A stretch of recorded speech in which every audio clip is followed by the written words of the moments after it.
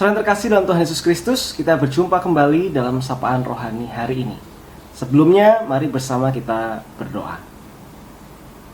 Sungguh kami bersyukur Bapa, kalau karena anugerah-Mu, maka kami boleh merasakan seluruh karunia di dalam kehidupan ini. Sekalipun kami mengakui kehidupan kami juga diisi dengan berbagai macam pergumulan yang harus kami hadapi. Tapi kami percaya karena karunia, karena anugerah-Mu lah, maka kami diberi kekuatan untuk melewatinya. Kami percaya bahwa bersama dengan-Mu pula kami akan menghadapi seluruh pergumulan hidup kami. Oleh karena itu, jika sebentar kami akan merenungkan firman-Mu, kiranya kami menemukan perenungan dan inspirasi dari dalamnya yang memampukan kami untuk menyadari keberadaan kami di hadapan-Mu, namun sekaligus menyadari bagaimana karya-Mu dalam hidup kami. Dalam Kristus Tuhan kami dan dalam pertolongan Roh Kudus kami berdoa. Amin. Saudara terkasih dalam Tuhan Yesus Kristus, bacaan hari ini diambil dari Yunus 4 ayat 1 sampai 11.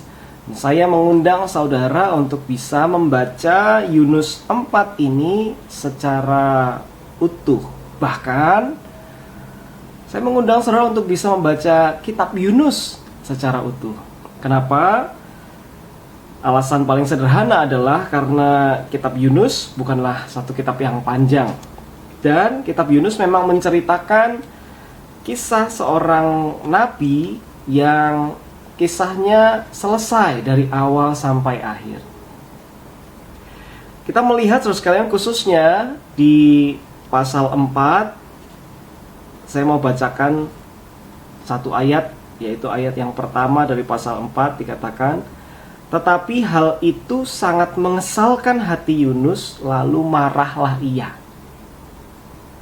Apa yang membuat Yunus kesal? Apa yang membuat Yunus marah?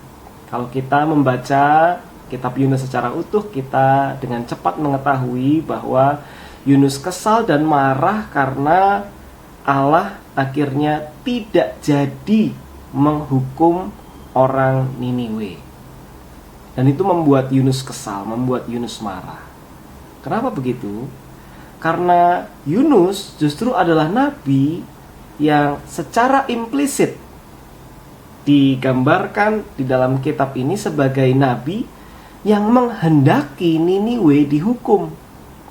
Itulah sebabnya ketika Allah mengutus dia untuk memperingatkan orang Niniwe supaya bertobat, Yunus menolak. Yunus kabur karena Yunus tahu bahwa Allah itu pengasih penyayang. Ketika orang Niniwe bertobat, maka Yunus sudah tahu Tuhan pasti tidak jadi menghukum orang Niniwe. Dan yang membuat Yunus kesal dan mengharapkan orang Niniwe dihukum adalah karena konteks historis dari kisah ini. Yunus adalah salah seorang dari umat Israel yang mengalami pembuangan oleh karena Asyur, yang mengalami penderitaan karena Asyur. Asyur sebagai negara di mana kota Niniwe berada adalah negara yang pada zamannya menginvasi bangsa-bangsa dan negara-negara di sekitarnya, tidak terkecuali umat Israel. Itulah sebabnya Yunus punya trauma tersendiri.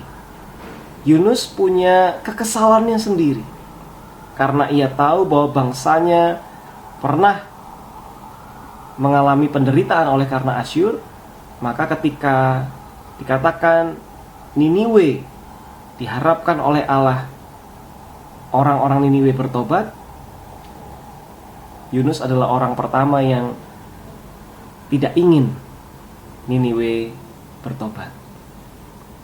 Terus kalian, pernahkah kita dalam menjalankan hari-hari di kehidupan kita merasa bahwa kita diajar oleh Tuhan untuk melakukan kehendak-Nya, tetapi sayangnya kehendak Tuhan adalah sesuatu yang sangat mengganggu kita? Mungkin contoh-contoh sederhana bisa kita sebutkan. Seperti kalau kita diminta untuk mengampuni dan mendoakan musuh kita, orang yang sudah menyakiti kita. Itulah yang jadi kehendak Tuhan. Tapi di sisi lain kita mengakui, kok nggak enak ya? Kok berat ya? Kok sulit? Bahkan kok menyakitkan ya melakukan kehendak Tuhan seperti itu.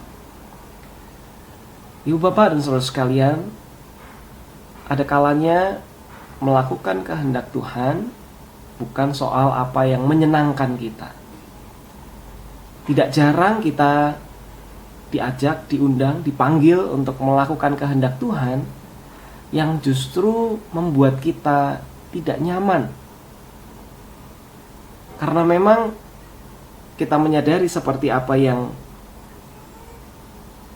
dirasakan oleh Yunus, bahwa kehidupan kita sejatinya adalah kehidupan untuk menyenangkan Tuhan, untuk melakukan kehendak Tuhan.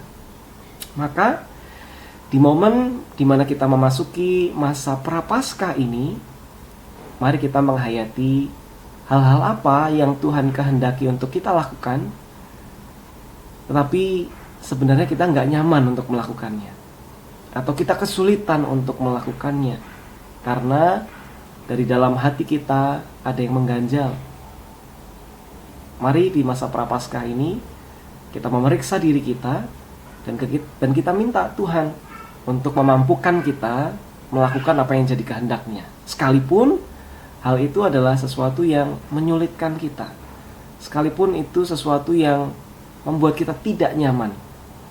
Tetapi selama itu menjadi kehendak Tuhan yang baik, kita minta Tuhan supaya Tuhan menolong dan memampukan kita melakukan kehendak-Nya. Tuhan memberkati kita.